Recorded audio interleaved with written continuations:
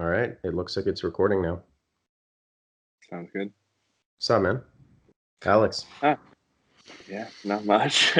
Not much. What I was just finished. Sorry, go ahead. when was the last time I saw you?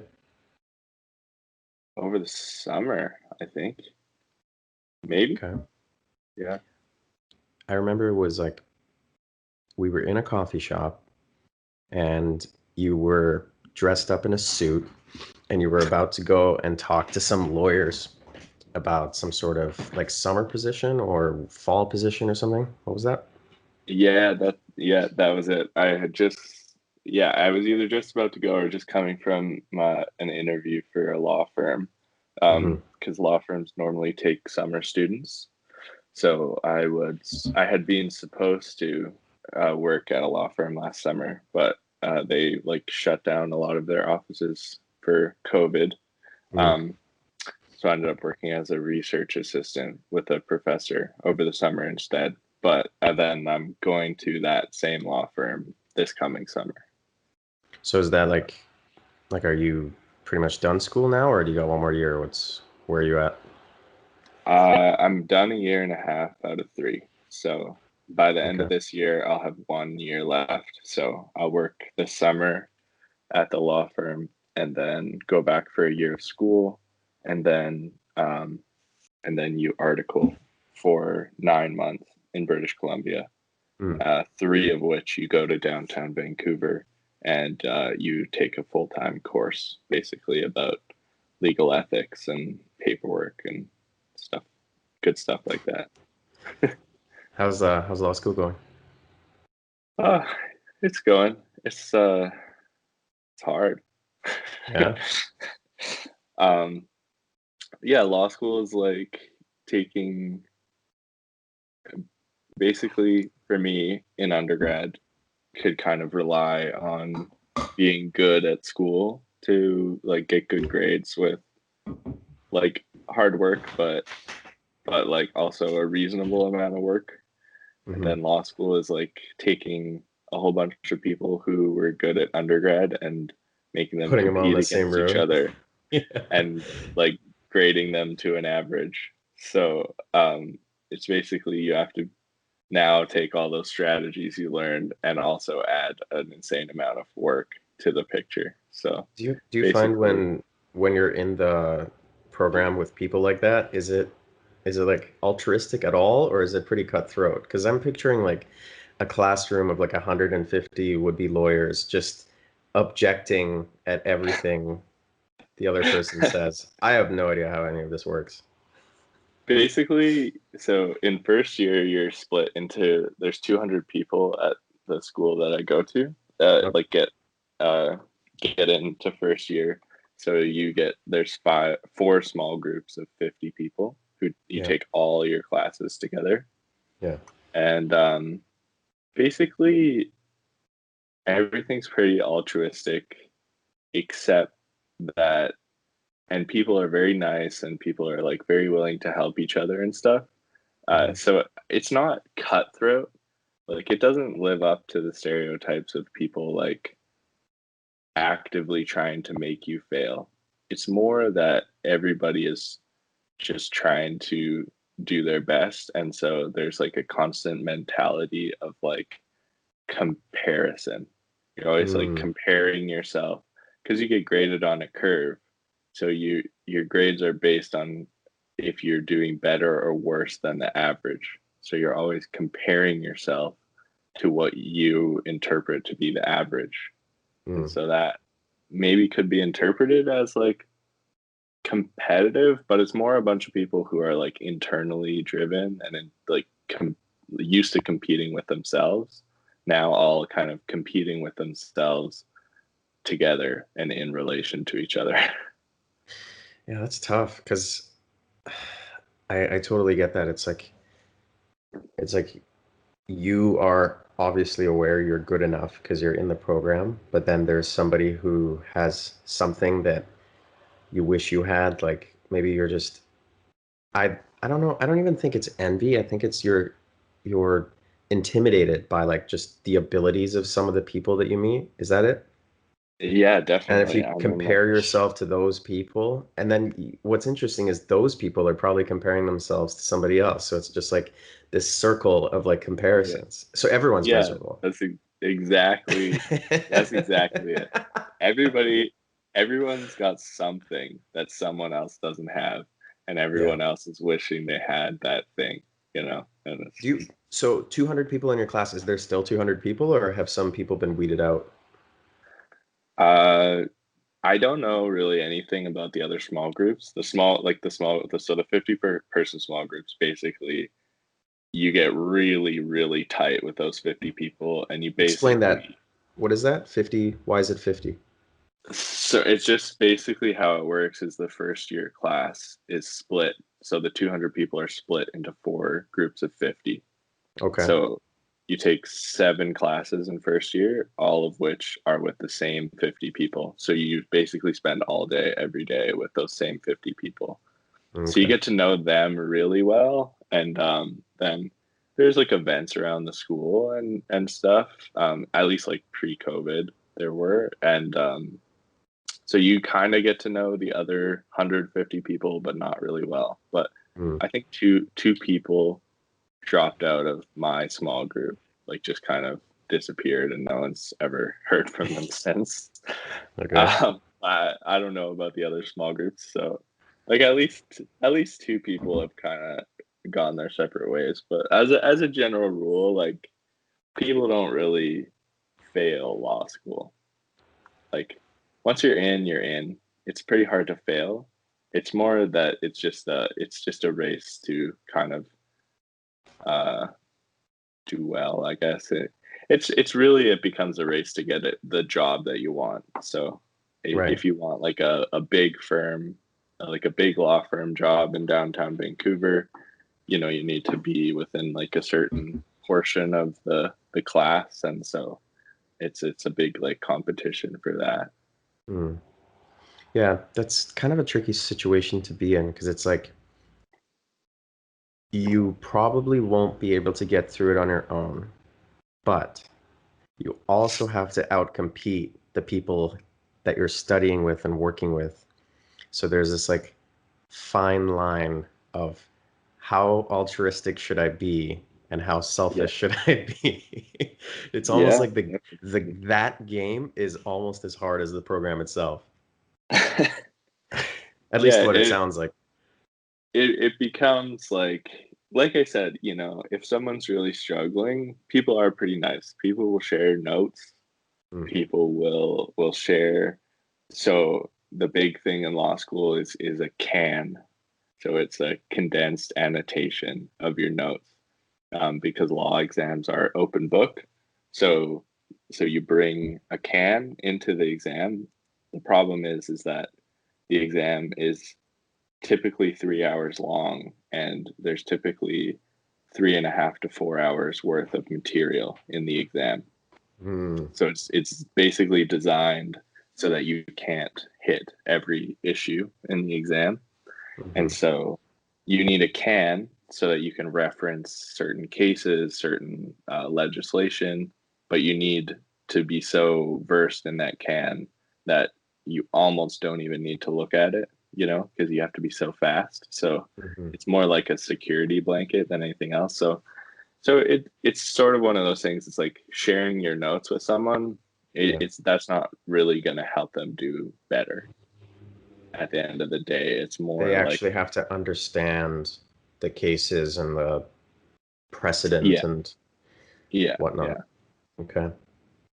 yeah. So like, So I think go your ahead, keep your going. biggest asset is a group of people that you can discuss the material with, that where you trust their work, you trust that they've digested the work in like to a certain level where they have like a strong understanding of what's going on, and then your discussion then sort of builds your like deeper understanding of the material. That's sort of like what you're everyone is trying to find a good study group to really like just discuss the material, because everyone has good study techniques. Everyone can learn the material. Yeah. Everyone can Yeah. figure it out.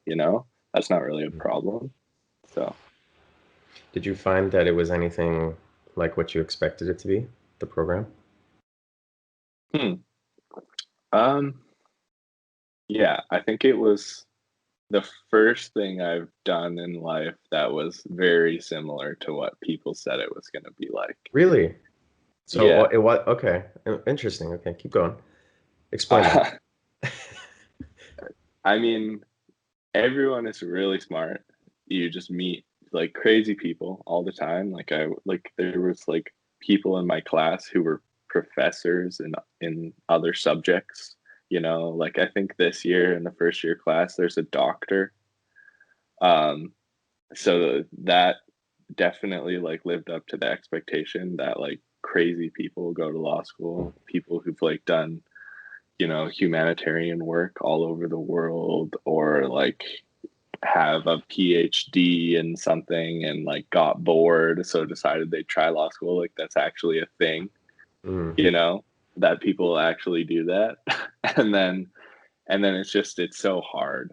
Like, and it's like usually, people always said like, well, university is going to be hard, and well, like this program will be hard, this course is hard, and it was always like, well, if you have good like techniques and good study techniques and you're good at learning, like it's fine. But then law school is like legitimately you I just spent the last month basically you do uh, 8 to 12 hours a day, 6 to 7 hmm. days a week for a month. And over the exam period, you do 12 hours a day, 7 days a week for 2 weeks.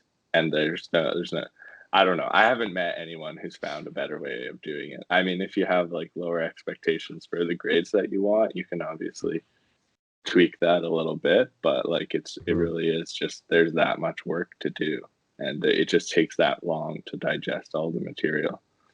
So that just was, I probably wasn't expecting it to be that hard, because normally when people say something's really hard, like it's hard, but it's not terrible. But law, Okay. law school lives So up to so in a nutshell, it's like a full-time job during the regular season, and then it's a overtime, double time job when an exam is coming up, basically. basically, yeah, because the exams are 100%. So So it's just one exam every semester, and that's your whole grade? yeah. Jeez. And it's bell curved, Yeah. so it's dependent on how It's well others not just bell do. curved. It's not bell curved. It's graded to an average. So so there Yeah. isn't a certain number of A's available like on a bell curve. It's Hmm. more the average is generally 75%. And so for everyone with an 80, someone has to get a 70, right? To Oh, hold the okay. average. Got it. Yeah. So Okay. and then a little bit more complicated than that because the average is a range of 70 to 75. So like profs can kind of play around with it a little bit more, but Mm. So it seems like there's some like level of subjectivity in this. So is it like a written exam or is it multiple choice? Like what are we talking about here? um man, okay. So You signed an NDA or something? Like you're not allowed to discuss them? no, I was saying like law exams are very particular, so I need to like you get Process so it. entrenched in a certain culture that like certain things become obvious to you, right? So I'm just Right. trying to think of all the things that I need to explain so that it Yeah. makes Yeah. sense. Um, so basically, law is all about taking certain like rules and principles and applying them to like a real world scenario, right? So, for example, if you are charged with assault, you have done like X, Y, and Z. Okay. And Mm. so then assault has like certain essential elements to it. So you have to have done certain acts and they're sort of like laid out in general principles. And then you also have to have a certain mindset. And so that is also like laid out in general principles. And then I now have to apply those general principles to the specific situation that you've brought to me. So I did these things and I thought these things and I said these things, and these people Right. might be able to say that I was thinking this, and so on and so forth. And so that's basically called applying the facts to the law. Okay. And Okay. so what a law exam is it's a scenario of facts. So these three people went to a house and they broke the window, and then they one guy climbed through the window and opened the door for the other people, and when they were inside they stole all this stuff, and then somebody like came out of the bedroom with a baseball bat, hit one of them on the back of the head, and then the other one got angry and shot the person in the leg who had the baseball bat, and so on and so forth. And so now you have to decide, okay, like what crimes were committed, what Mm, defenses are available, what procedural rules would like govern the trial of this. And you have to, so basically throughout the exam there's certain issues. And so mm, an issue is basically like a gray area, like it's not clear whether this person had the like mental element of the certain crime that they're alleged to have committed. And so now you have to kind of argue both sides of it. Well, like, do they actually have the mental element? And here's the problems you would come up against at trial and trying to establish that. And at the end of the day, there's like a good chance that the crime would be established, or a bad chance, basically. mm. So that's like the exam. So the exam is basically graded. Did you see all the issues? Yeah. Did you write about all the issues? And now have you made a compelling argument on Mm. one or other side of the issue? So there's basically like three layers to the grading. So that compelling argument, is there like a rule book or is there like textbook law that tells you how to create a compelling argument, or is that the like wow factor that you kind of have to figure out on your own? For my experience, that's like the X factor. Mm, Yeah, that's the X factor. Most people will see the issues. Most people can kind of generically say like, these facts are relevant, but what profs are always like saying when people ask, how do I get a good grade? How do I do better? It's always you need more analysis, better analysis. Like you didn't think outside the box enough to say that like, oh well, maybe we could get like your sister to like testify to like, what kind of person you are, and like how you're a sports mm, coach or something, and that like would play into determining like whether or not you intended to assault somebody. Like how outside the box, how flexible can you be with like a right. certain fact scenario to try and like bend it to your will, because you're typically on one side, so you're Mm, advising the client. Okay, so now how can I bend these facts to to tell the story that I want to tell, which is that no, like you're not guilty of the crime, right? oh, okay. Or in contract law, it's like you don't want to be bound by this contract because like you breached it. So how can I bend the facts of the situation to say that there was no contract, or that this contract was like frustrated by some event that you had no control over? Or how Right. can I say that like, oh, there's actually no damages caused by this breach? So how can I like take what I have and sort of make it what I want it to be, is kind of Mm. the hard part. So basically what lawyers are doing is creating reality through speech and text. Is that what you guys are doing? Basically, Because that's what you're doing it. That's what it sounds like. It's kind of like you're taking it and you're bending it in a way and putting it in a specific frame. And as long as it's compelling enough, then that is the reality. yeah, I think like on a macro level, that's yeah, framing is everything. So issue framing is everything. Mm, And you're dealing with basically like two overarching tensions in law is we want things to be clear and we want them to be consistent so people know what the rules are and they know how to follow them. but we can't see the future and we're afraid of abuse. So we need things to be flexible. Okay. So everything has to be flexible and clear and static at the same time, right? And those two things are always butting up against each other. And then Hmm. you throw over top of that the fact that language is inherently ambiguous, Yeah. and we can both read a paragraph and get completely different things out of that paragraph. And then you take time. So people 50 years ago would get one thing out of a paragraph that we would get something totally different out of the same paragraph now because there's different social context. Hmm. And so all those things are kind of like floating around in this like realm of gray area. And that's basically where lawyers kind of inhabit, is like you're trying to develop some form of clarity and specificity to this like inherently gray problem.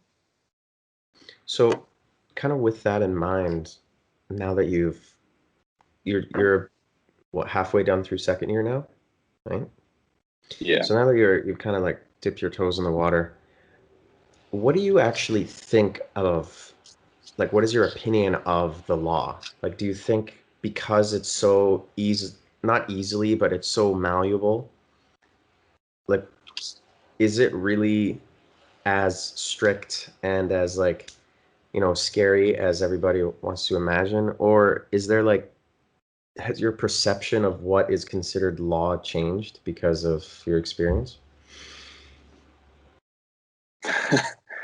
uh yeah, yes. I think law is really, really complicated and very hard to wrap your head around, and very frustrating for the very good reason of that it's trying to deal with the problem that I just sort of Mm-hmm. described, Mm-hmm. right? It's like you cannot predict the future. So you can never make things so precise that there's a fear that, 20, I guess, okay, so for example, like we used to treat witness testimony as like the gold standard until a whole bunch of studies came out and we realized that like witness testimony can be problematic in certain Yeah. ways, right? Like people don't Like have as false great of memories. memories as Yeah.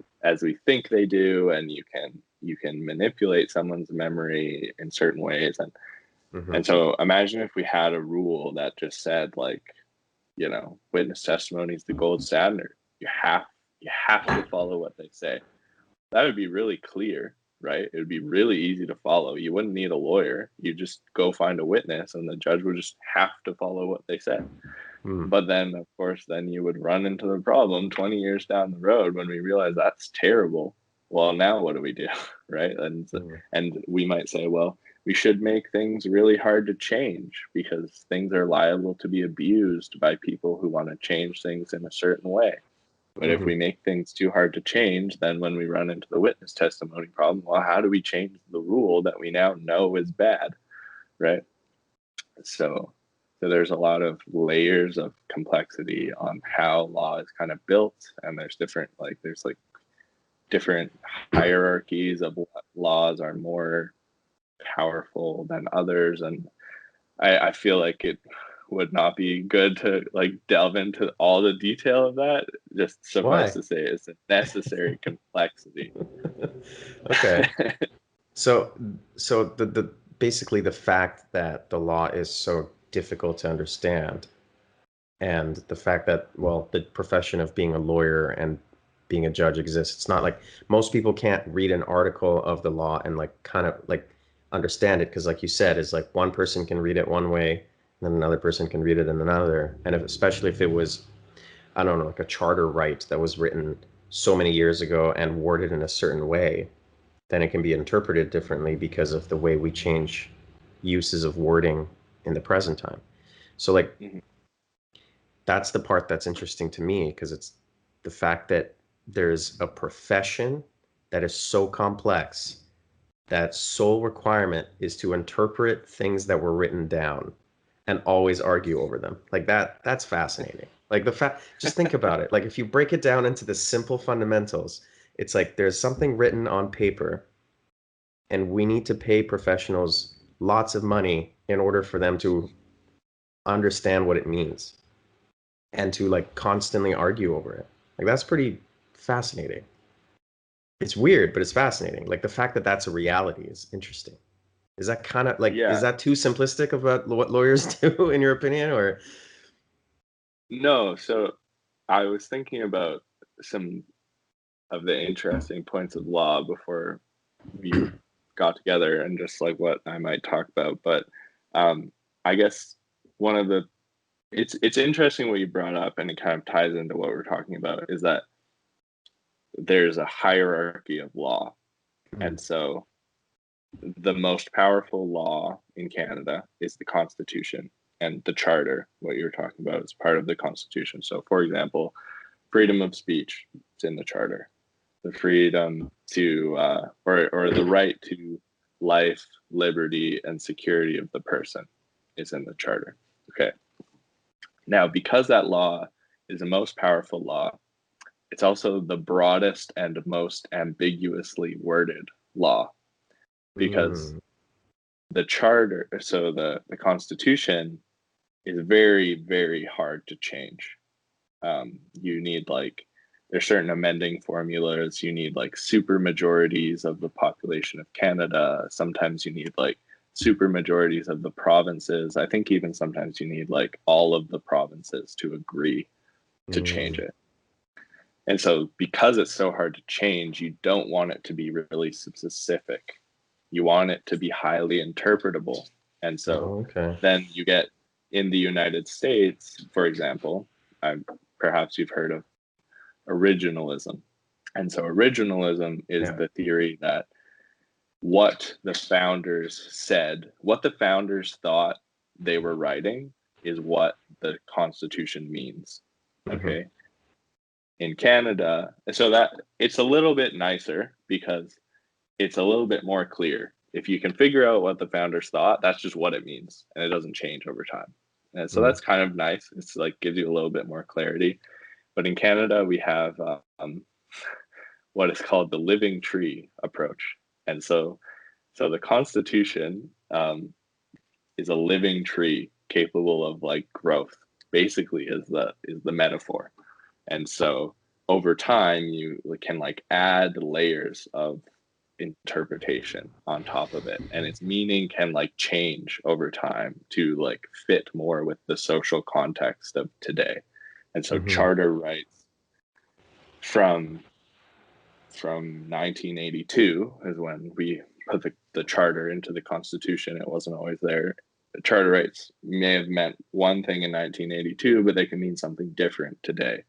And so we have less clarity, and there's more judicial power, right? Because the Supreme Court of Canada has more power to decide what it means. Whereas if you take the originalist approach, judges have less power because they're tied down by whatever Mm. the founders like wanted, basically.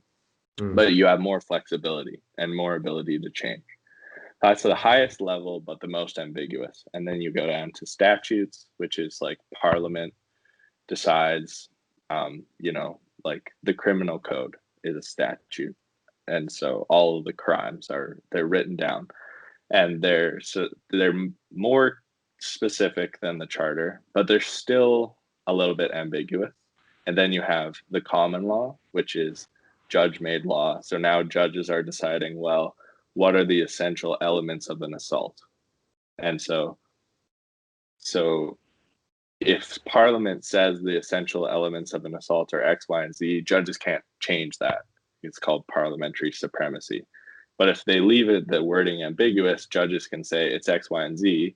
But the Supreme Court of British Columbia might say it's X, Y, and Z. But then the Supreme Court of Canada might come along and say no, it's like A, B, and C actually. And so now Mm. it's A, B, and C for the whole country are the elements of an assault. And Mm. so common law is the most specific, and but the easiest to change. Statutes are in the middle. They tend to be a little bit more vague. I mean, there's an entire area of law just called basically the rules of statutory interpretation. It's not an Mm, easy exercise by any stretch of the imagination.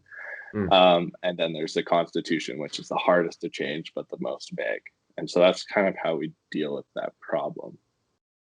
So when you have all these different layers, I guess like if there's things that I'm assuming there's so many laws that you're gonna get things that contradict one another.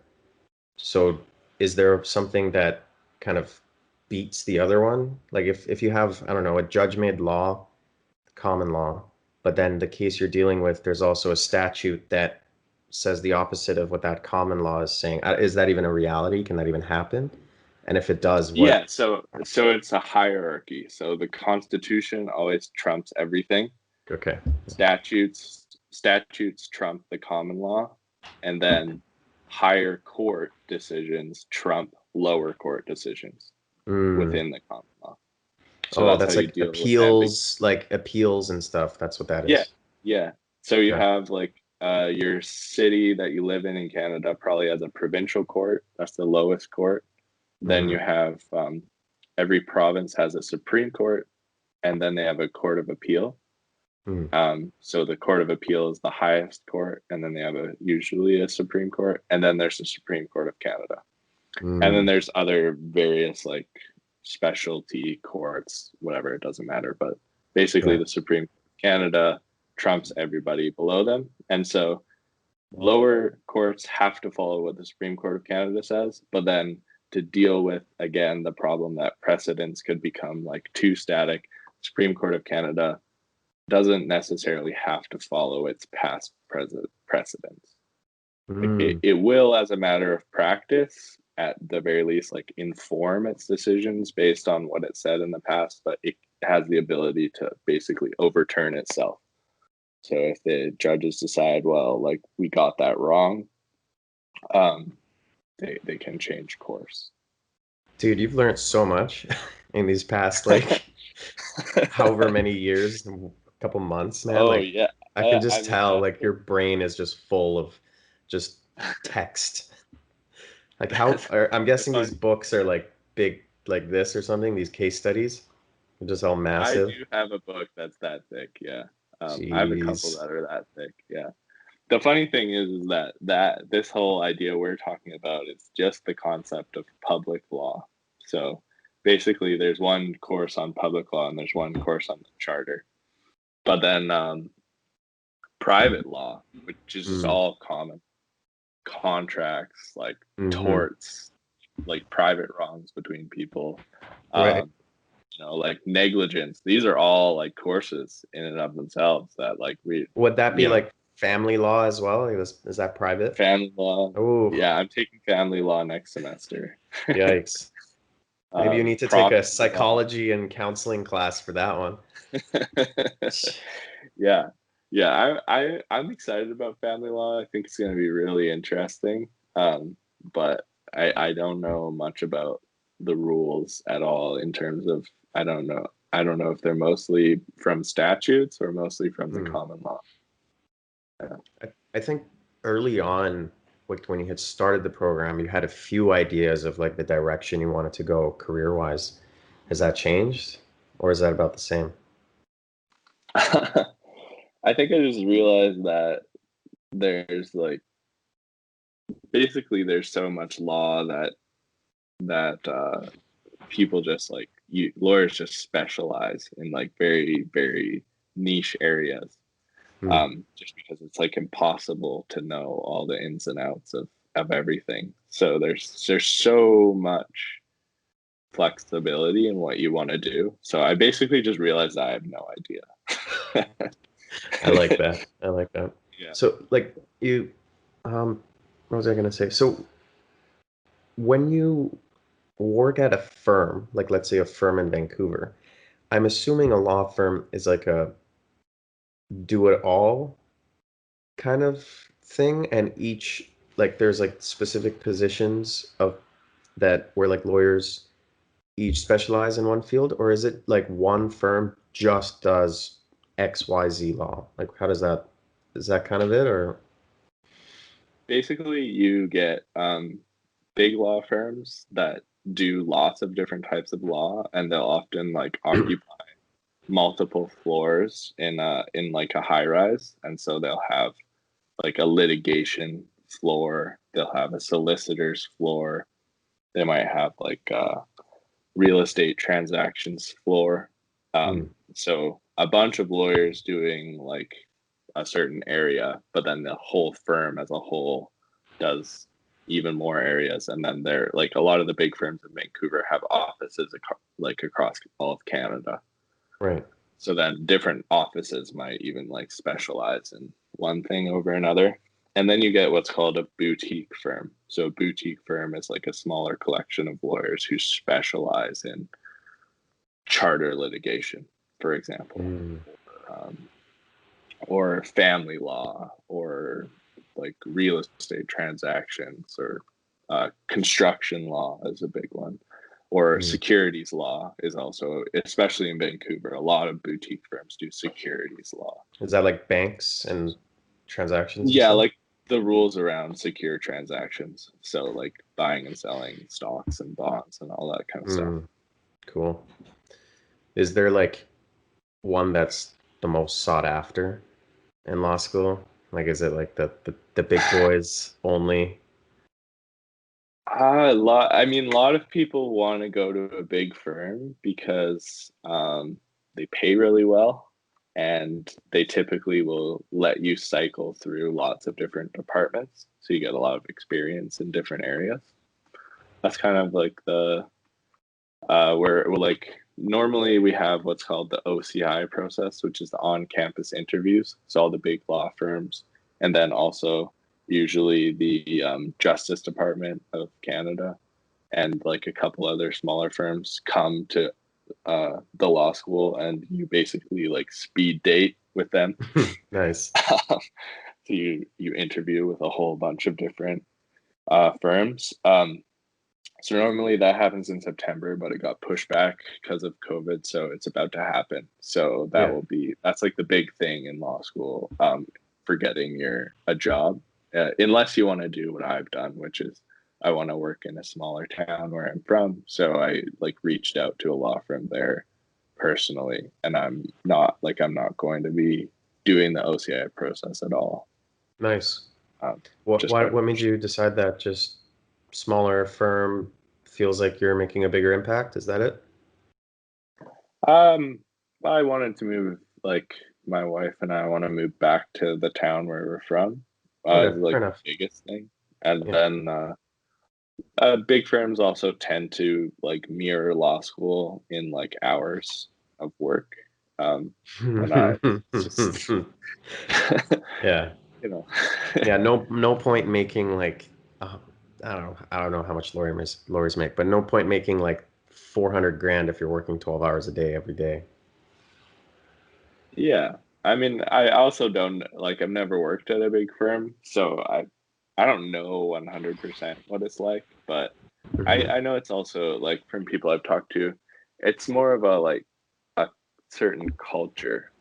So Hmm. there's lots of like extracurricular events when you work at a big firm, and I think for some people that's really fun. But I just am a little bit more like introverted, and Yeah. I don't always like love to be out doing stuff all the time. That's like feels like more of an obligation than like a selling point Mm. on a job for me. So I think that's like part of the decision for me as well. Like I like to do stuff, and like I totally enjoy going out and going to events and stuff, but like when it's all the time, it's like not fun for me anymore. You doing okay though? Everything good? You said you Yeah, were yeah. recovering at the I beginning, but what does that mean? just recovering from the exams. It's just like high stress, and like the long hours. It's like hard to. It just gets tiring, I think. Yeah. So usually, like after the exam period, I just need a couple days to kind of like relax. A lot of like knots throughout my muscles start Yeah. to release and all that kind of stuff. So yeah, Yeah, I feel that, man. Yeah. That's insane though. It's just so much work. And man, I remember when you originally were talking about it, like back in the day. And you're like, I think I can do this. And you're like, I just have to do this stuff. I'm like, you're stressing over your LSAT and the Yeah. rewrite. Like, it's funny how it's like that was your biggest stress back then, and now it's like, I gotta get these Yeah. annotated notes. Yeah. Yeah. So, Yeah. It's, I mean, the LSAT is still freaking hard. Uh, you yeah, know, like trust it's, me, I'm living vicariously through it. yeah, yeah, the LSAT is still crazy hard, but I guess the reality is it's hard for good reason, I guess. Hmm. Yeah. Do you find that the metrics used to accept students into law school is like the correct metric? I have no idea. Fair I have enough. Yeah. no idea. Because what I is it? It's I mean, mainly your grades and your LSAT score and then your like personal statements, right? Is that it? yeah, I mean it depends by school across the country. They weight things differently. But the school that I go to is predominantly just grades and LSAT. Hmm. Um, Although I think they are actually like changing their admissions to be a little bit more interested in like personal statement and stuff. Right. Um, uh, Although I mean, who knows? Like that's kind of a rumor, so who Yeah. knows? But Yeah. uh, I guess I would say the LSAT is, I don't know, the LSAT measures your willingness to learn like obscure content and to get really fast at doing things that you're not used to doing. So I guess that prepares you for law exams, Okay. sure. Yeah, Um, that's kind of how I feel about the MCAT too. Like I don't really think that well, I know for a fact the knowledge that is tested on that exam isn't really applicable, or at least 90% of it is not applicable to like being able to take care of somebody. But it's the task at hand. It's the difficulty of having to know all that material, being able to apply it in different settings, being able to like critique and analyze like nuances of scientific literature, or when it comes to the reading comp section, kind of like reading in between the lines and like understanding what the author is really trying to say, or where their biases, or where are they at fault, where are their arguments not cogent or whatever. Like that kind of stuff is all, you have to be able to do that in real life in order to really be good at any, if not most jobs. And I think what it does is it's just a metric to see if you have certain capacity. I don't think other than that it has any real utility. Like it could literally be an exam about anything, but the exam has to exist. yeah, yeah. I wouldn't say that I often deal with like circular reasoning flaws, Or like which are logic like, games or yeah, whatever. or Yeah. like parallel reasoning or log. I've never done a logic game since the LSAT, but it's certainly, yeah, like you said, it's a metric for certain skills that are good to have, It's got to and be those skills are not standardized, right? So, necessary. Yeah, yeah, and like the skills are not necessarily like linked to the specific material. Yeah, mhm. I think that's a good way of putting it. Like I honestly think they could take the LSAT and just make medical students write the LSAT as well. And that would be a good enough metric for, here, learn some obscure stuff, apply it. There's a time limit, and it's scored based on a bell curve. Figure it out. It's like it's almost the same idea, except for uh, if you take out basically if you take the logical reasoning and the reading comp sections and then put science material in it, that's basically what the MCAT is. And Right. I think they're good. Like they're frustrating, they're hard, they take a lot of time to prep, they're really stressful. But yeah, at the end of the day, like I I think they're a very important metric. It's just it's interesting the irregularities of how much weight is put into that exam, at least on the medical school side. Right. Because, like, on one end, it could make or break you for one school, and on the other, it doesn't even matter for another school, or only one Right. section matters, or blah, blah, blah, blah, blah. It's just, that's the part that frustrates me because it's like, well, if it's so important, why is it that there are hundreds of people being accepted into this program and they don't even need to write it? Right. Right. So, Yeah. The LSAT, I think McGill is the only school that doesn't make you have the LSAT. So it's like far more standardized across law schools as a requirement. And then they don't do like the MCAT, like different sections don't matter. It's just overall score. Um, well, for the MCAT for McGill, it's optional. So you can submit a score if you think it'll make you competitive, but it's not mm, required.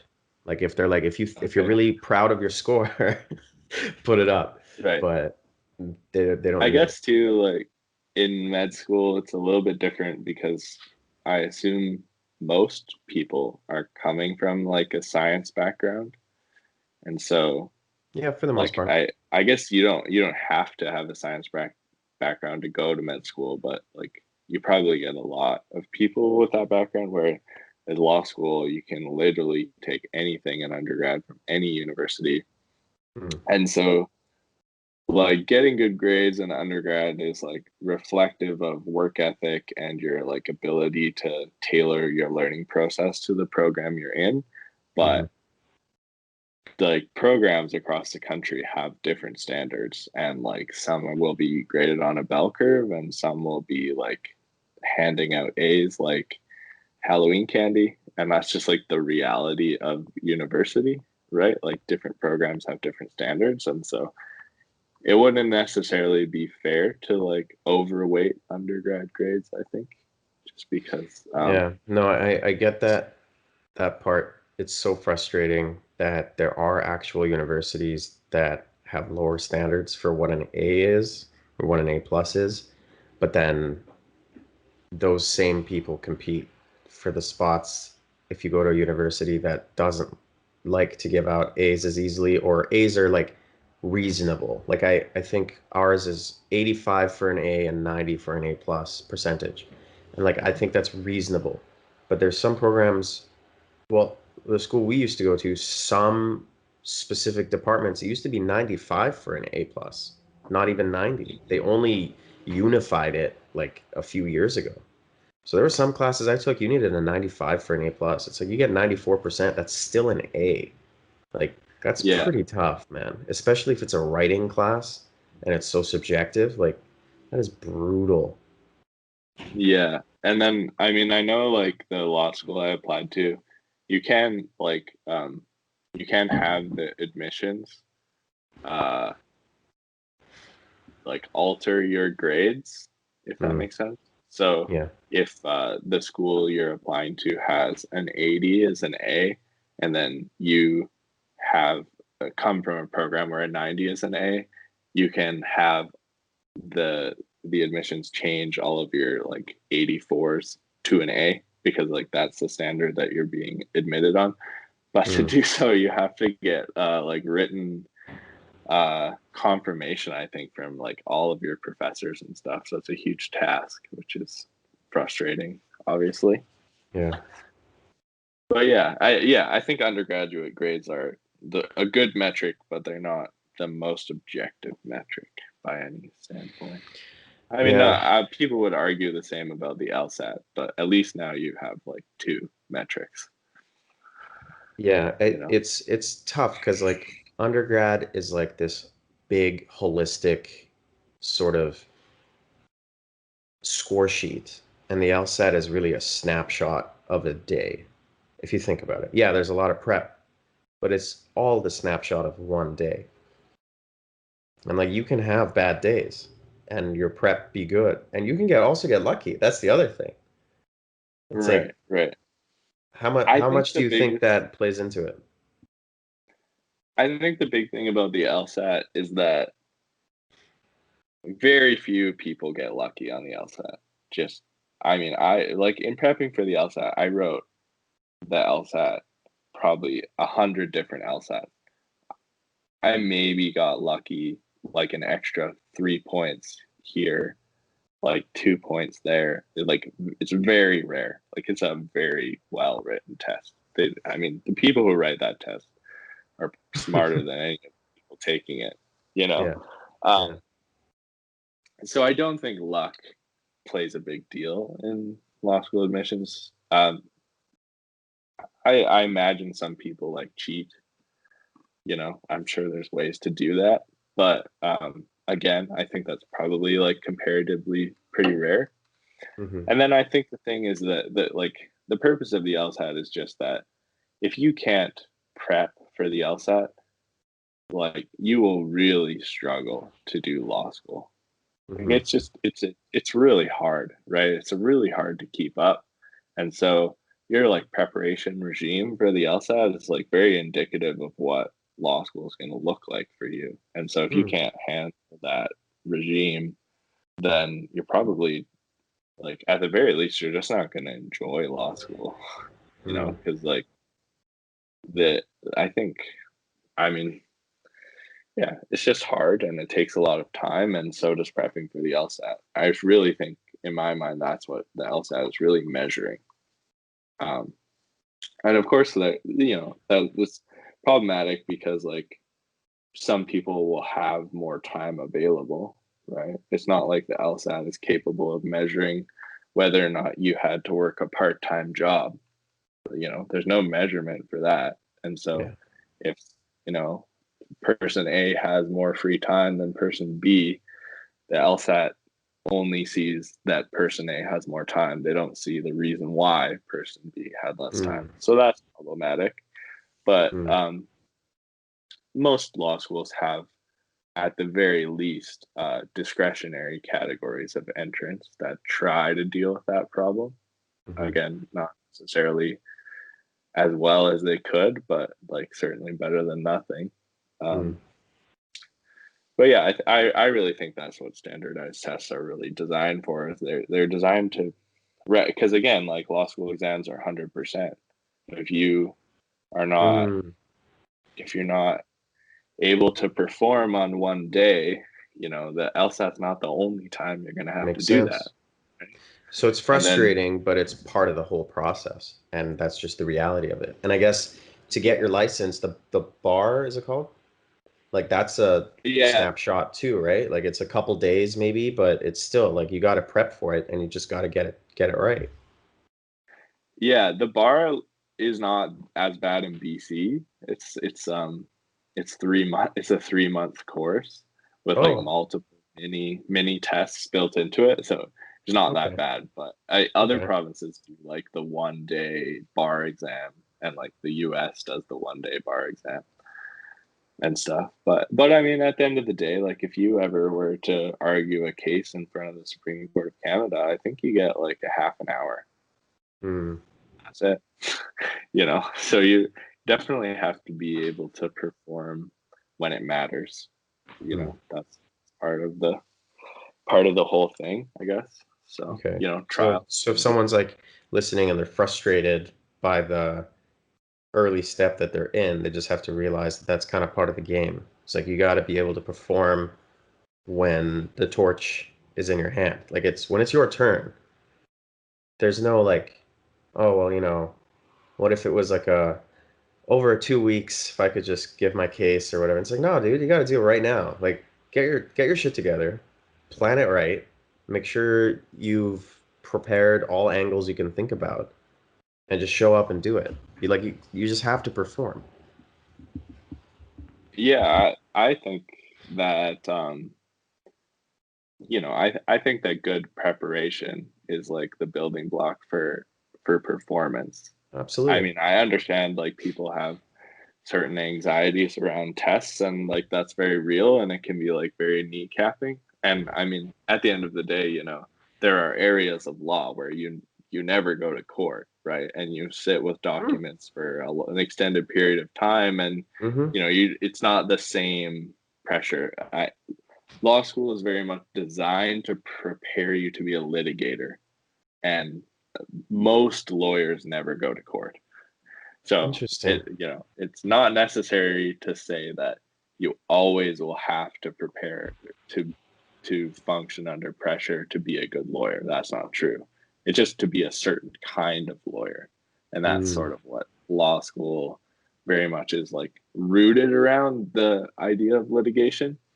Why But I though, think if probably most people aren't ever going to litigate, why is so much time spent on something like litigation?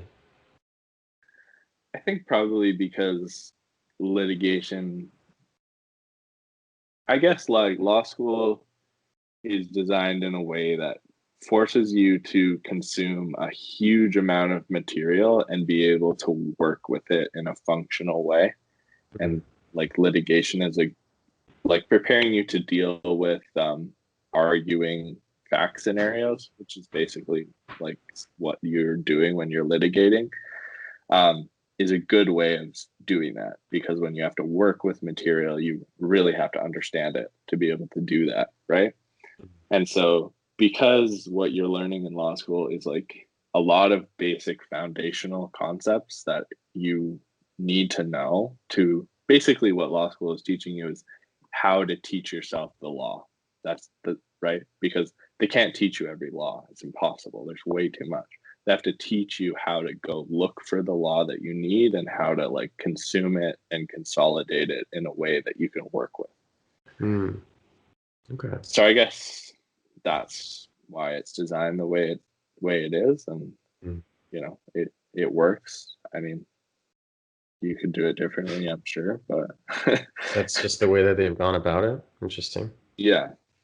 I mean, law school is a very old institution, and Very they're true. Yeah. pretty conservative Yeah. institutions. I mean, there are very progressive law schools, but they're, I think, the exception, not the rule.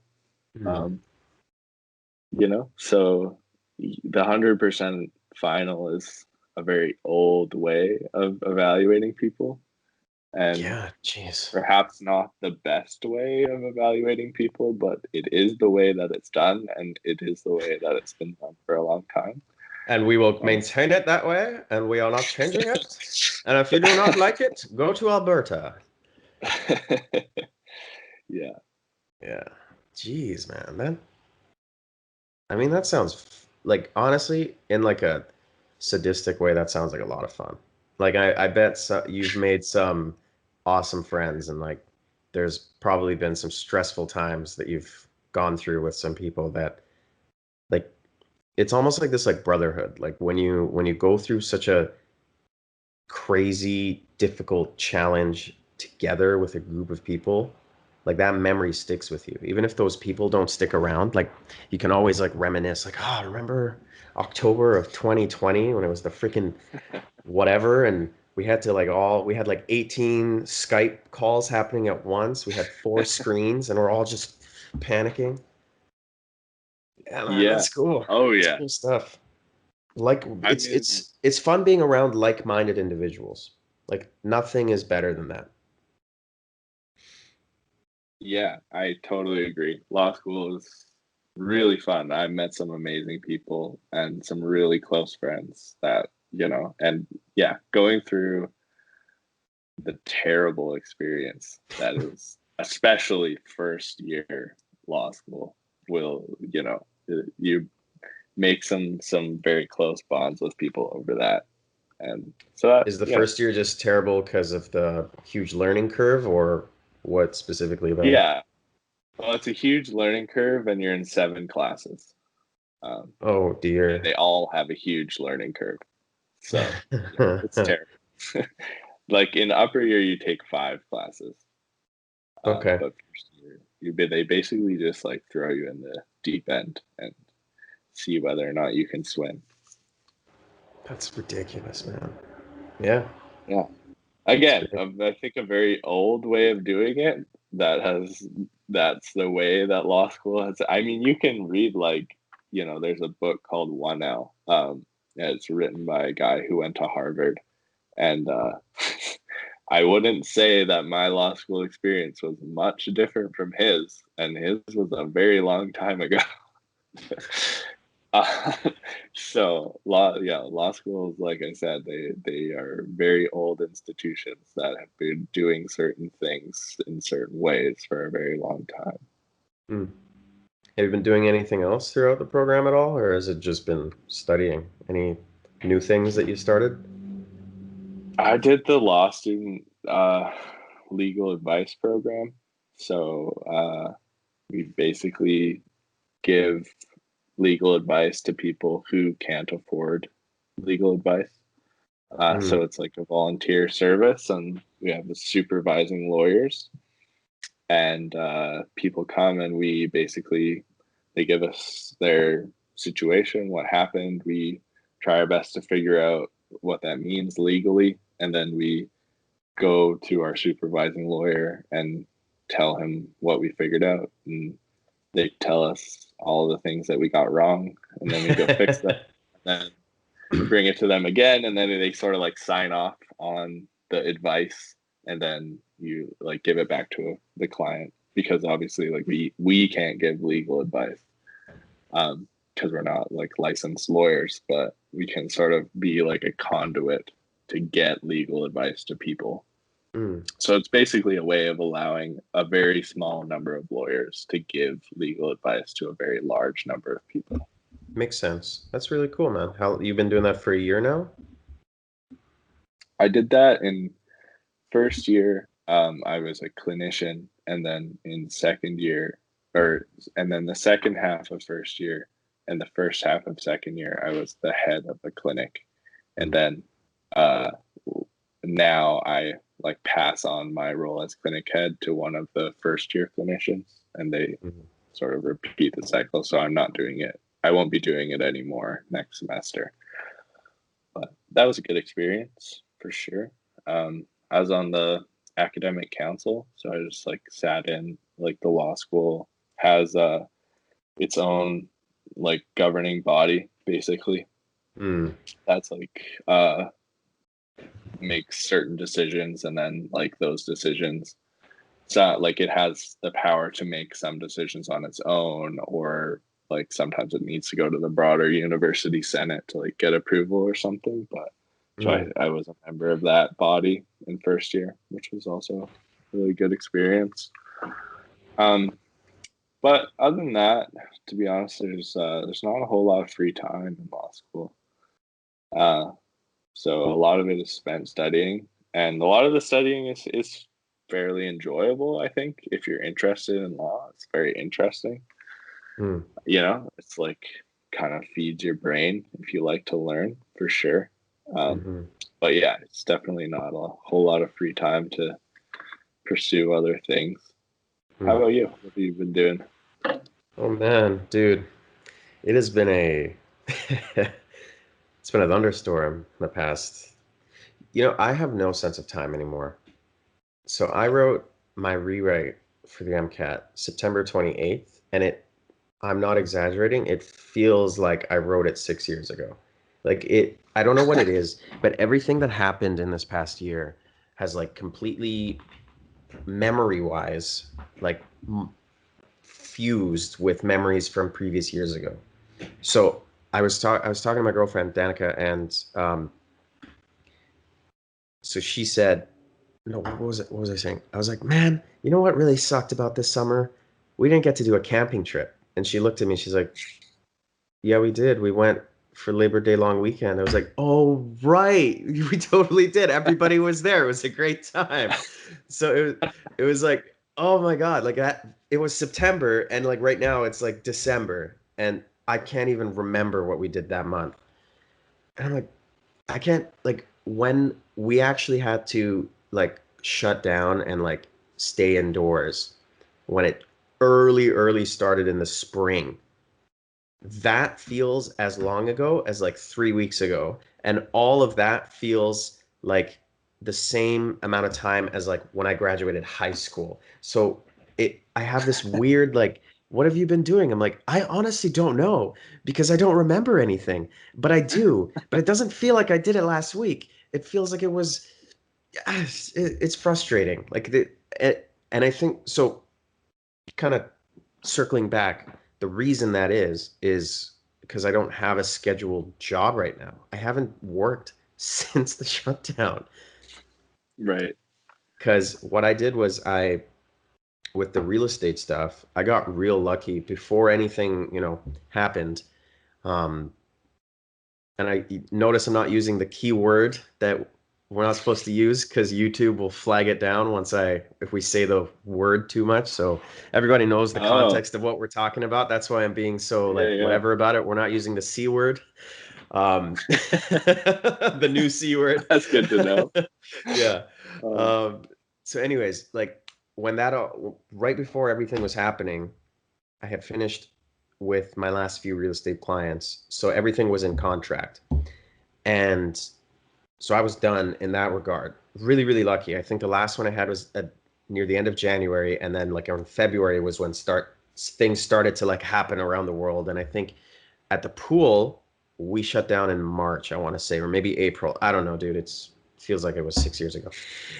Anyway, so that all stuff was done, and then when the pool closed, obviously there was no work, but I was fine because one, because we're in Canada, we had CERB. So for the months that I was eligible, I was able to get CERB.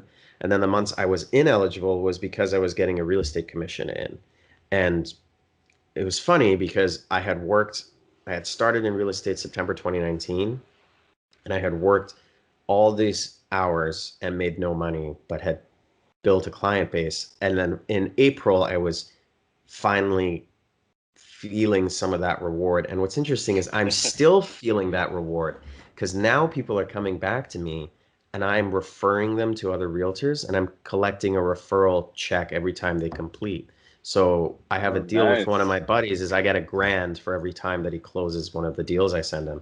So I've sent him four of them already, and he hasn't closed any yet. But it's kind of cool that people are coming back. So it just goes to show you, like with sales or with like when you're gonna become a lawyer at first, it's unless you get clients fed to you, you're not gonna have too many. But once the referral network starts to build, it's insane how much people like it's a snowball effect. People actually come to you. And that was like a tiny, Right. tiny glimpse of it. So, anyways, all that stuff was done, and then in March, I think I started studying for my MCAT. I think that's when I may have told you, or maybe I didn't. I don't know, dude. It's all a blur.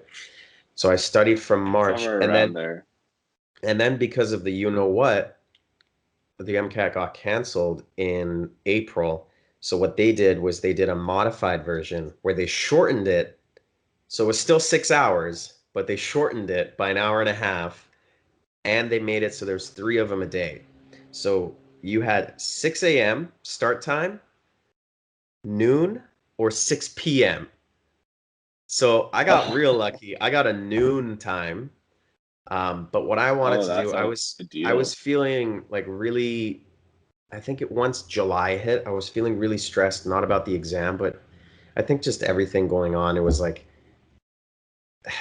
I was like overwhelmed with not having anything to do, and the repetitive nature of studying for the exam over and over again was just too much for me. So I extended my exam to September 28th because all of the med schools had also extended their cutoff time. So I was able to do that. Whereas normally you got to get it in by August for Canadian schools at least. So long story short, I read the exam, and then here's the other thing. So normally, this is my favorite. This is how like I feel like what's going on this year has like revealed a lot about the true nature of reality. Normally, it takes the AAMC 1 month to mark your exam and get it back to you. For those who don't know, the MCAT is a 100% multiple choice exam. So it's not like they have to interpret or read your stuff. Yeah, So, okay, somebody else maybe, said. maybe their statisticians have to review the curve and make sure everything's okay. Fair enough.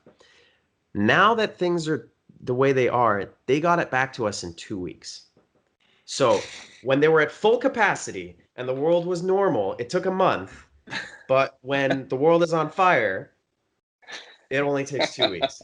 So that's funny. So I got my score back, and it was hilarious. I was in bed, I remember, and I got for the.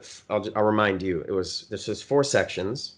One is chemistry, physics. One is like it's called CARS, but it's reading comprehension basically. One is like biology, biochemistry, and one is like psychology, sociology. So I got what was funny was I got a 95 percentile ranking on the reading comp, which I have never done in my life. And the first time I wrote my MCAT, I failed that section. And the second time I only got 50th percent. And I think I averaged like 70th percent on all my exams. So I got 95th percentile on it. And I'm like, I don't even know what happened, Nice. dude. I was like, all right, I'll take it. And then on my bio, I actually scored lower than my practice. Like I was in the high 90s, 97th percentile, and I got like 85th. So that was kind of disappointing. But then in the chemistry, physics, and in the psych, I scored really high, which I was happy about. So overall score, I was a 90th percentile ranking, which is a 514. Well, 513, 514. There's a range, but somewhere in the middle there. Um, and then So I send in my applications. Finally, this year, I can apply to more than the school that I have so much love for, yet so much resentment. And I'm not afraid to say it. Fair It's enough. UBC, baby. I love it. It's like a stepdad that never loved me, but I always wanted his attention. So I applied to UBC. I applied to Alberta. I applied to McMaster, and I applied to Queens. So I have applied to UBC twice before. Both times I applied, I got an interview. Both times I went to the interview, I ranked in the highest category, and both times they said no. And in all fairness, it was because of my academic stuff. My MCAT and my GPA as a combination together weren't strong enough. They were both below average, so one had to be high to be able to make up for it. And I think that's an objective way of going about it because I personally know many people with high GPAs, low MCATs, and vice versa that were successful. Right. Guess what Lots of those happened? very So similar. here's what happened this year. I send in my application. This is the funniest part. I gotta be quiet because nobody in my house actually knows this yet. Send in my application. I help 3 other people by editing their application. Lovely people, very smart, hopeless when it comes to writing extracurriculars. I shouldn't say that. They're not hopeless. They didn't know what they could write. Like they were like, wait, I can write that I was in a music thing or well, really like talents. I'm like, yeah, dude. I'm like, yeah, I can write life experiences. I'm like, bro, it's right. It says diversity of experience. It's right. Read the help guide. So I help these guys write it. These guys, it's their first time applying. Really smart guys. They helped me study on my chemistry section on my MCAT. So it was like a mutual thing. On Friday this week, we were meeting up to do mock interviews because we hadn't heard back yet, but we were meeting up just, get into the zone. And I was coaching them through that too, because I got to coach them so they know what to deal with first before we can actually practice. Because if they don't know how to be an interviewer, it's not going to be helpful for me to practice with them. I have to first teach them. They both get invites, and I get a fucking rejection. Oh no. Yeah. So I get Jesus. in, and it's like, and here's the best part. I was in the bathroom, and my phone goes ding. I'm like, okay. I open it up, and I'm reading this email, and I just start laughing. I'm like, are you really? That doesn't make any sense. And now, cherry on top, I go onto the website after I come out of the bathroom to be able to see my ranking because you can go onto your application portal.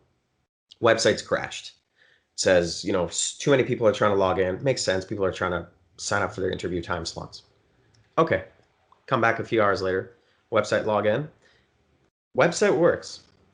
The tab that says application status report, which is like the thing that's always there from the beginning that tells you like, have you paid your fees? Is your MCAT score in? All the document tracking is just gone. It's wiped. I noticed I got another email saying, hey, so there's a glitch in our system and that application tab thing is gone. But don't worry, all of the results that were sent out are true, are correct. I'm like, okay, so what you're telling me is I've applied twice with worse stats and I got an invite. This year I apply with objectively better stats and I get turned down. Your application system is down. There was a glitch, but everything was correct. I call bullshit. Yeah, no kidding. Jesus. So So yeah, have you no, contacted? it's still down. There's no one to contact. Like they have a system specifically made that the only way to communicate with them is through the actual portal. There isn't a phone number, there isn't like an email. The Really? only way to contact them is through the actual portal. But like in their emails when they send it to you, they say it's like just a generic email like regrets, no interview. Hey, we know you're disappointed. It was based on this. If you're curious, the only thing you can do is look at the interim stats and compare. So I'm like, okay, maybe this year everybody just had a massive GPA dong and like the GPA minimum is like 8% higher. I look, the average is literally 0.2% higher, which is like how it's I basically consider that GPA inflation because every year, I swear, every school's GPAs go up by like zero point 0.2 and then one year it like dips by 1% and then it goes up again by zero point 0.2 until and it's basically around 88. It's always been around between 87 and 88. Right? This year I think it was 88.46. Last year was 88.19, something like that. So I'm like, okay, so the stats haven't changed. The number of people you invited for interview this year were more than last year and all the previous years I applied. There were also more applicants this year. There was 500 more applicants than normal. I know my method works because I helped like three people. What's going on? Where's the love? Yeah. Yeah, that's really weird. Yeah. Yeah. I'm sorry. That sucks. Yeah, dude. So, That's weird that you can't, because you can contact the admissions at law schools. Like you can contact their admissions office. There's like an office at the law school, and you can like ask questions and all that kind of stuff. So it's kind of weird that the med school. so to be fair, there is an actual admissions committee, but it's not meant for inquiries that have anything to do with results. All of that stuff is just, it is what it is. Right. So the funny thing is the app, the little tracking tab that I can actually see my ranking normally is still down. It's not there. So I don't know, man. Like it's, and it's frustrating to bring it up with other people because other people that haven't been in this grind as much as I have. I don't have many talents, but the one talent I have is I know the application process inside out. I don't know if I should even be saying this, but I have a friend whose stepmom's is used to be on that board, and um, they were like communicating back and forth, and basically that person was telling me like these are the factors that go into it. I'm like, I know these are the factors that go into it. Like it that reaffirms what I already know. And it's not like I did something incorrectly. It's because I literally applied what I do to the other people's applications. And what I mean by that, if you're not sure, is like you have to fill in different extracurricular activities that are under specific categories. And each specific categories, there's certain metrics and keywords, and not necessarily keywords, but certain things, descriptions that they're looking for. And then there's other Right. factors like duration, what your actual role was, like how much commitment there was, blah, blah, blah. So I know how to fill it out. I do it for people. And in fact, now what I've started to do is I I'm charging people for it, for like editing. Um, but it was literally like I had made it to this step so many times and successful that I was like, okay, you know what? I definitely got the interview, but Right. who knows what happens after? Because obviously that's been the whatever factor. But the fact, like, this was such a slap to the face. It's just like, really? What? Like, like I'm not entitled to anything, but I've literally done this twice already, and I did the same thing both times. Oh, Yeah. 3 times rather. So it's like, okay, I that's how you want to play. Okay. Anywho, so I've also applied to Alberta, McMaster, and Right. Queens. The challenge is, I don't know if law schools are like this. When you apply out of province, there's certain systemic barriers that are in your way. So that's either they reduce the number of seats, they have higher minimum requirements, or they reduce the number of seats and they have higher minimum requirements. Now, Right. here's the lovely part. Because I somehow pulled a miracle and scored really high on cars, that makes me super competitive, at least for my cars score for McMaster, because that's the only section they look at. The only one. They don't Mm. consider all the other ones. I met the minimum cutoff for out of province for Alberta, which is I got a 129. It was a 128 is the minimum, which is really high. That's like 87th percentile for minimum cutoff. Normally it's a 124 if you're applying, which is 48th percentile or something if you're in province. Right. And then Queens has no requirements, like no cutoffs, because what they say is every year based on their applicant pool, it's different. So, and they don't ever release what their cutoffs were for previous years, so there's no precedent. So it Queen's kind of like, who It's a knows? black box. Yeah. But I laugh. I'm like, what would be hilarious? It'd be the Vessal Jaberi, like, just quintessential Vessal Jaberi experience would be you don't get into the one that you have the highest chance for, the local school, the one you've gone for so many, and some random ass place called Queens that doesn't even release their stats is like, come on down, buddy. You know what? Don't even do the interview. You're fine. We have a position open on the board. We needed admissions director. Just fuck it. Just come on down, dude. Like it's all good. Like so that's my frustration, but I had the first day I find out I was just kind of laughing, and then the second day I was like pretty irritated and upset, but I kind of, hit the gym, yelled a little bit into the moon and feeling okay. It's life, but it's last night my we picked up my brother because my brother studies in Montreal for engineering. So last night we picked him up. I hadn't told anybody yet. Hopefully they don't hear me through the walls, but if they do, sorry guys. Um, I didn't want to like ruin the mood, so I'll just keep it to myself for a few days, and then I'll let them know. Yeah. They don't watch this stuff. They don't even know I'm making these videos. But yeah. So to answer your question, what have I been doing in like the longest way possible? So that's the context. That's what's been going on. But so one thing I've been doing is this. I've been experimenting with like podcasts on my own. There's one that it was just the audio version. You're the first video, by the way. You're also the I'm first honored. you're also the first guest that wasn't sitting in this room. So this is like the most technical thing that I've attempted. Um, but yeah, like I, you've probably known, like you and I kind of made like a practice one a few years ago, Mind Matter, I think we called it. And I had been playing around with YouTube videos and stuff, but for this, it's kind of like I haven't really found a niche that I want to focus on yet.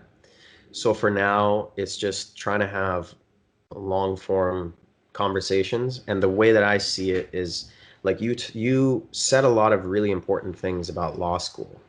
So what I would do is splice it up into little clips and like so like the part where you like talked about the realities of law school, it's the like probably like 7 or 8 minutes of whatever you said. It was really interesting, and I think that information, like you're a very knowledgeable person in that regard. So I think that 7 minute clip might be useful to somebody who's interested in law school. So I can like Right. have it within a niche in that frame because I don't really want to make a podcast about like just I don't know coffee or finance or law school or getting into programs. I kind of want it to be about things I'm interested in, but the way I can kind of leverage that is by bringing interesting people and being able to like segment the things they say, and then that way sort of like attract eyes. And then hopefully if someone's interested in a few clips, then they'll want to watch the whole thing. And then you also have the whole Right. thing. Stuff like that. That's kind of the idea, but I literally have no idea where it's going to go. And I think that's probably the best way to go about it because I think if you put a framework in front of a creative thing way too early, you kind of barricade yourself and you kind of get bored of doing the same thing. So this is interesting to me. Right. Yeah, And fair then enough. I mentioned that I was going to be charging people for applications. So another friend that I helped was for a grad school.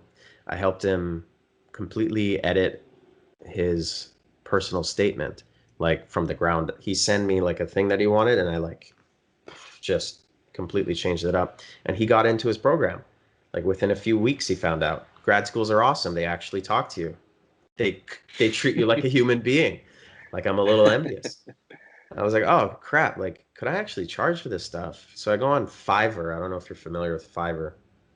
It's like No. think of it like Amazon, but for freelance work. So Okay. there's like different, like if you need somebody to help you edit a photo or a video or to pose for a photo shoot or in this case, edit a personal statement, you can find somebody and then Fiverr basically acts as like the brokerage. So they'll like hold the money until the person actually clicks that they're happy with the service and then the money's paid out and they take a fee and all that jazz. So I noticed there's people on there charging lots of money for editing personal statements and college essays, or like high school essays for scholarships and stuff. So I'm like, huh, maybe I should just try this because like I don't want to go back to the pool. Like the pool is opened up, but the idea of like spending my time there just feels like it's time I will never get back. And the thing is, quite frankly, because I've made a lot, as in a lot for me, of money in real estate this year, there's no financial strain. I live at my parents' home. We all kind of have a system that we figured out together and it works. So sure, I have a burn rate, but my burn rate is like a year or a year and a half before I run out of resources. So I don't Right. really feel obligated to have to go to the pool. I don't want to go there just for the sake of making whatever. And then I'd rather build something. So I'd rather spend a lot of time making literally nothing and building something that I actually built from the ground up rather than going to work for the sake of working. Because like honestly, even if you ask me like what my future plan is, like on dude, like it's this whole 2020 shenanigan has been so introspective. Like the amount of time I've spent on my own just thinking, I'm like, why am I doing what I do? That is a long, that's why it's felt like 6 years. This year has been solitary. I've been in solitary confinement for like a year. Like it's Yeah, been a no, I journey. And I'm sure you feel the school same for way. me, yeah, school went online for me in March. In March, I Yeah. worked, and then I worked over the summer as a research assistant, completely virtual, and then this entire semester has been completely virtual. So Mm. yeah, I get it. I basically spent the better part of a year at my kitchen table reading and trying to figure out why I was spending so much time reading. Yeah. Yeah. Like honestly, my question was like, why am I spending so many years of my life and so much time to get into this program? Not as in why am I doing this? It's like, why am I doing this? Right? What's the purpose of this? Why did I come back to this? And that itself is a whole other podcast. Like I can't delve into that, but I'll kind of summarize and say I did question some of the choices. Like I was critical. Maybe it's the sociology classes I've been taking, but I've been very critical of the choices that I'm taking. And it's like, okay. And especially now, ever since Friday, which is not very long ago, that the news came because it might be hard for some people to understand. Like the odds of me getting in, like before I got my rejection, the odds of me having gone like matriculating into UBC was probably about 20% overall. Like if you just pick me as a random applicant, usually the admissions rate is about 20%. It's a bit lower in reality because that's after the interview um, process, but just as a whole, if you're in province, let's just say 20%. It's like 5% or maybe 3% when you apply out of province because there's so many barriers that I mentioned. So it's like, yeah, sure, those other schools exist, but in the reality, like UBC was by far the highest chance. So do I really want to go through this again? This is the fourth time. I've written the MCAT 3 times. I finally got a really good score, and it didn't even matter. Well, to be fair, UBC doesn't care for it much until after the interview, but still, you'd think that all the other stuff that I've done in the meantime would have mattered, but it didn't. So it's like, why are you doing this? Is it an ego thing? Have you gotten to a point where you don't even love it anymore and you don't want to do it? And it's just like, this is the one thing in your life that you've tried so hard and you couldn't get? Because most things that I've tried for, given some effort, I've gotten some, at least some level of result. I've either, if it was a competition, I've either been happy with how I placed or I won. If it was a person to person interaction, I felt like at least I had a good relationship or good interaction with the person. But this has always been like I've given it my all, and it's just like there's nothing I can do about it. Mm. Whereas there are so many things where if someone like me literally grinds it out, the only real thing that stops me are the current technological limits or my own laziness. And usually the technological limits are way beyond my level of initiative. Like I'm not Elon Musk here, right? I'm just a dude. So I've been keeping really busy with creative things because that's what keeps me content. And that's really scary to say, but that's it, dude. Like if someone's like, what now? I'm like, I don't fucking know anymore. I don't know. Like I don't know. Yeah, I'm okay, but I don't know. I think one thing I really learned the over the past like year and a half is that um what's the best way of putting this? When you meet really, really interesting people, they're like, especially people with a long list of accomplishments, Hmm. um, there's like a tendency to look at them as like people that have something that you don't have. Um, but one thing I've really learned, and that law school is very good for, is it puts you in a position to meet lots of really amazing people. And I've met people with some pretty crazy resumes. Hmm. And one thing you learn is they are very normal people who just have a lot of grit, and they just keep going. Like a Hmm. lot of people um, get to a certain place and just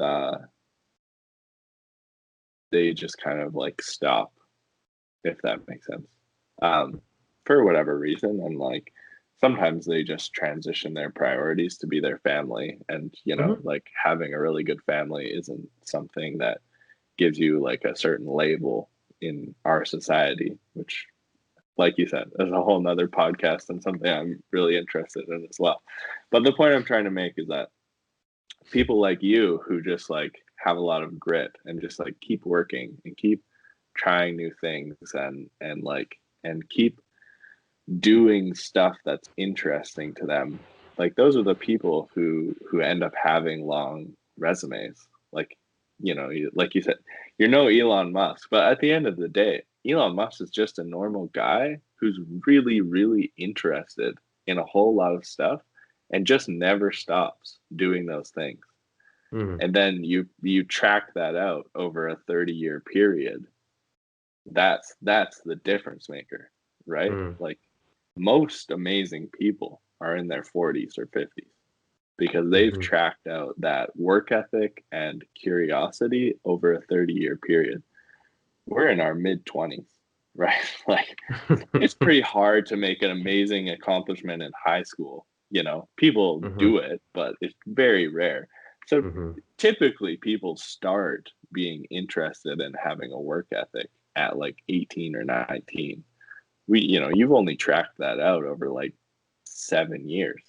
That's Mm-hmm. like nothing, right? Especially when you consider that you start getting like positive feedback loops where one success can be like built on top of Yeah, another success, right? yeah. So I guess that's my 2 cents on it. It's like we're just at the beginning of a long process of like building that creativity and interest into something that looks like a cool resume. It's totally true. So yeah, so it doesn't really matter that you don't know where you're going, I guess, is what I'm trying to say. Yeah. As long as you keep pursuing things that you're interested in. Yeah, I think you articulated that really well. That like definitely that fully resonates with how I feel. It's like I agree. I also like it's not like I agree, but like I think that wording is important. When you say I agree, but it's like, okay, I agree with what you said, but here's how I don't agree with what you said. I agree, and there's two things. Yeah, okay. So I agree, and I can't shut down that part of my mind that does exactly what you law students do is compare yourselves to all the other people that I see that I think have something that I don't. Does that make sense? Like I am not in a program right now, but I know a lot of people who have gone through a program that at least for a time I've been interested in. I know people that are at different stages of it all. So those are some of my comparison groups. And then there are the people that are doing this creative thing that I'm starting now who are just killing it in it. And yes, some of them that I watch for the most part are in their late 30s, 40s, and I mean if we're going to name drop daddy, his name is Joe Rogan and he's in his mid 50s. Like the dude didn't even start doing anything like this until he was already 40 years old, which is crazy. But to be fair, it also didn't really exist. But it's just like it's hard when you see a lot of people younger than you just dominating in their own ways. Maybe not in, like if someone's like killing it as like an accountant and they have an accountant firm and they got millions of dollars in stocks and bonds and whatever and they're 27. I'm like, dude, that's freaking dope, but I would not want to be an accountant. But that's awesome that the fact that you were able to go out and do what you did. So like I'm not jealous or envious. I'm like, holy crap, like what did you do at whatever age to get you to this point now? So then I can keep doing that.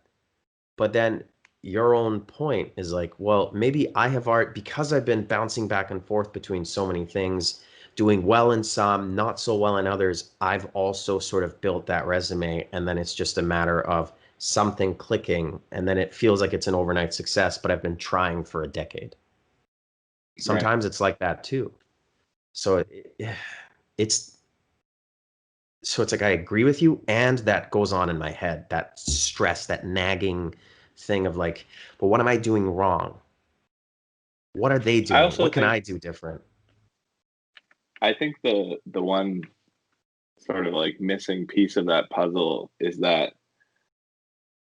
um programs like law school, business school, like getting an MBA, med school, Hmm. are a very conservative approach to success. Okay. So, what I mean by that is there's a set path, there's a set number of things to do, and all Hmm. you have to do is do those things, and you will eventually find some level of success. Okay. So, you will get into med school, right? If you keep trying, you will get into med school, Hmm. right? You will become a doctor, and when you become a doctor, you will make a lot of money and you'll get to impact a lot of people's lives. Okay. Hmm. If you go down a creative path, you don't know what you need to do. You don't know exactly what your success is going to look like. You don't know how big it's going to be. You don't know who it's going to impact. You don't know how much money it's going to make. Hmm. But I think that when you take the conservative path to success, lawyers, doctors, and accountants only make so much money and they only impact so many people. Whereas creative types like Joe Rogan or other people, like the Bucket List Family is a YouTube channel that I really enjoy watching with my wife or other Impact people. Theory, Tom They Bilyeu, that guy's Yeah, cool. yeah, Yeah. Tom Bilyeu, yeah, Lisa Bilyeu as well. Hmm. Hmm. They impact way more people and their success is way larger. And so it's like if you take the conservative path, you'll have conservative success. Hmm. But it's easier to get there and more people can get there.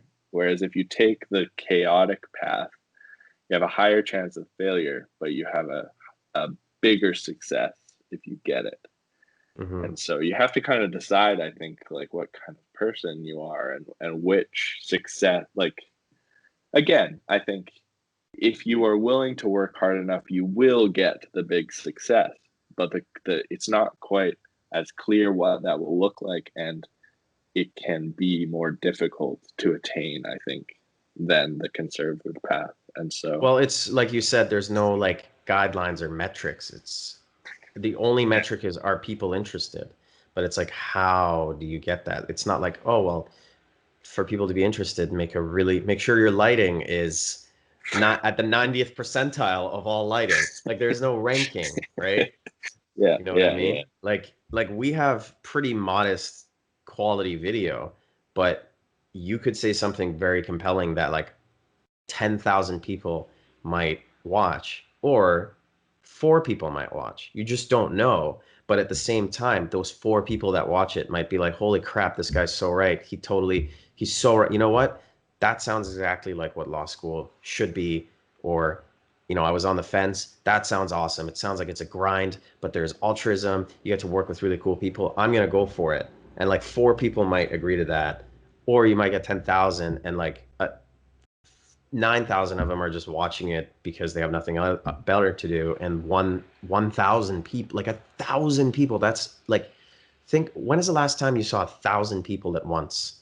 Like, think like Vancouver 2010 during the Olympics.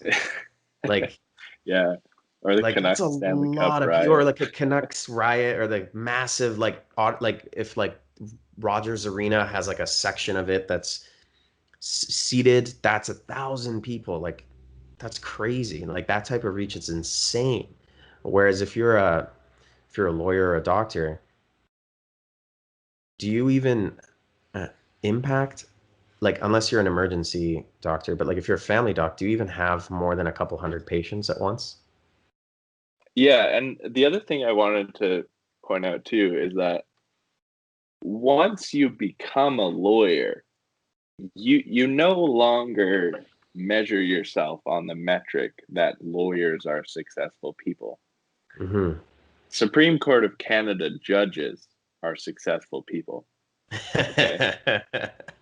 So it's not that you achieve you achieve the metric and then it stops, right?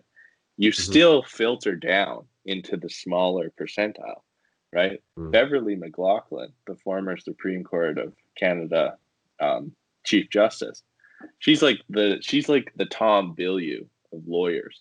Hmm. Everyone wants to be like her, and the same percentage of people will become Beverly McLaughlin as will become Tom Bilyeu. The Hmm. difference is that all the people who fail to become Beverly McLaughlin are still lawyers, and lawyers are still considered to be quote unquote successful in our society, whereas like failed creative types don't tend to hold that same like That's so level of true.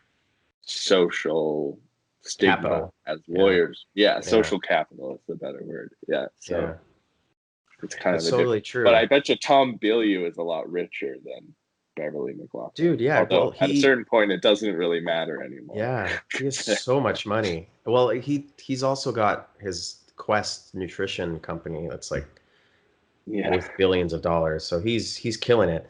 And it's funny when I watch his videos and he thinks that he's an idiot. Like he calls himself an idiot all the time. I'm like, bruh. I don't know like how does that resonate?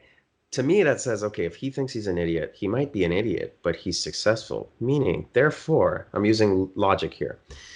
I can be an idiot and I can be successful. So it's like, ooh. Well, I think Tom Bilyeu too is like the quintessential moment where there's a famous quote. It's like the world would be a better place if like dumb people were less confident and smart people were more confident. Mm, Um, and it's some president of the United States. Anyway, it doesn't matter. The point being that the the irony is the more you know, the more you realize what you don't know. Right? wasn't that, what isn't That's that the trap. Plato or Aristotle at the end is like, it's like the only thing I know is that I know nothing or something that he said on Yeah, his deathbed. I think that's like a famous maybe Socrates or Socrates, Plato. maybe. Yeah.